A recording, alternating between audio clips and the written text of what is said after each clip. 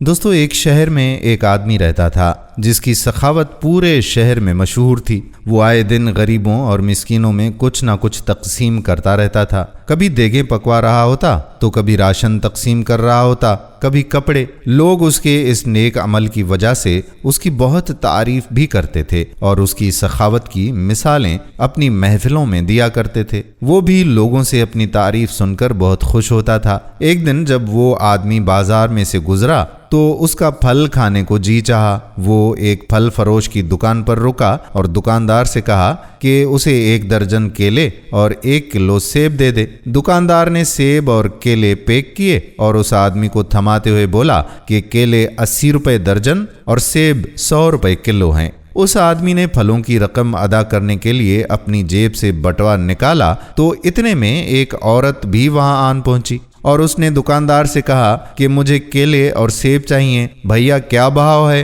دکاندار نے کہا کہ کیلے 20 روپے درجن اور سیب 30 روپے کلو۔ دکان میں پہلے سے موجود آدمی ابھی وہاں دکان میں ہی تھا اور قیمت میں اتنا بڑا تضاد سنا تو اس نے دکاندار کو کھا جانے والی غضبناک نظروں سے دیکھنا شروع کر دیا۔ اس سے پہلے کہ یہ دکاندار سے کچھ کہتا، دکاندار نے اسے آنکھ مارتے ہوئے تھوڑا انتظار کرنے کو کہا۔ عورت خریداری کر کے خوشی خوشی دکان سے نکلتے ہوئے بڑبڑائی، یا اللہ تیرا لاکھ لاکھ شکر ہے، میرے بچے انہیں کھا کر آج بہت خوش ہوں گے۔ عورت کے جانے کے بعد دکاندار نے پہلے سے موجود اس سخی آدمی کی طرف متوجہ ہوتے ہوئے کہا کہ بھائی جان، اللہ گواہ ہے، میں نے تجھے کوئی دھوکہ دینے کی کوشش نہیں کی ہے۔ وہ آدمی بولا کہ مجھے اس بات سے کوئی پریشانی نہیں ہے کہ تم نے اس عورت کی نسبت مجھ سے پیسے زیادہ لیے ہیں، میرے پاس بہت پیسہ ہے، کوئی بات نہیں، میں اس سے ڈبل قیمت پر بھی یہ چیزیں خریدنے کو تیار ہوں، لیکن میں صرف یہ وجہ جاننا چاہتا ہوں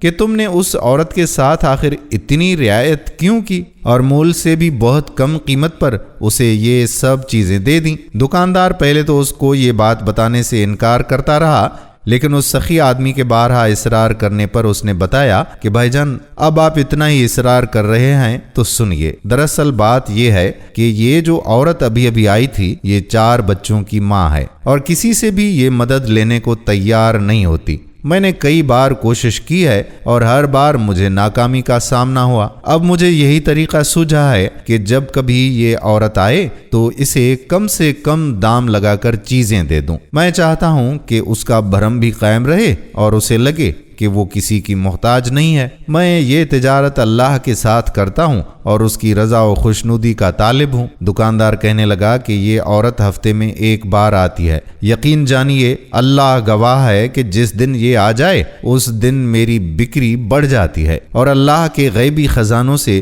منافع دگنا ہو جاتا ہے۔ اس آدمی کی آنکھوں میں آنسو آ گئے۔ اس نے بڑھ کر دکاندار کے سر پر بوسہ دیتے ہوئے کہا کہ اللہ کی قسم، اللہ کے ہاں تمہارے اس چھوٹے سے عمل کا اجر میری لاکھوں کی سخاوت سے بھی کہیں زیادہ ہے۔ تم اس عورت کو احساس دلائے بغیر اس کی مدد کر رہے ہو اور ایک میں ہوں جو نیک اور سخی ہونے کا دعویٰ کرتا ہوں، پورے شہر میں ڈھنڈورا پیٹتا ہوں کہ آج میں اتنی دیگیں پکوا رہا ہوں اور آج فلاں چیز تقسیم کر رہا ہوں، اور جن کی مدد کرتا ہوں انہیں یہ احساس دلاتا ہوں کہ وہ میرے محتاج ہیں، اور ان مجبور لوگوں کی خودداری اور عزت نفس کو مجروح کرتا ہوں۔ میں اللہ سے توبہ کرتا ہوں کہ میں نے آج تک جتنی بھی دکھاوے کی سخاوت کی ہے، اللہ بس مجھے معاف فرمائے، اور آئندہ میں بھی تمہارے والے طریقے سے لوگوں کی مدد کرنے کی پوری کوشش کروں گا۔ دوستو یہ یاد رکھیے کہ ہمیں بھی چاہیے کہ ہم جو بھی کام کریں وہ صرف اور صرف اللہ کی رضا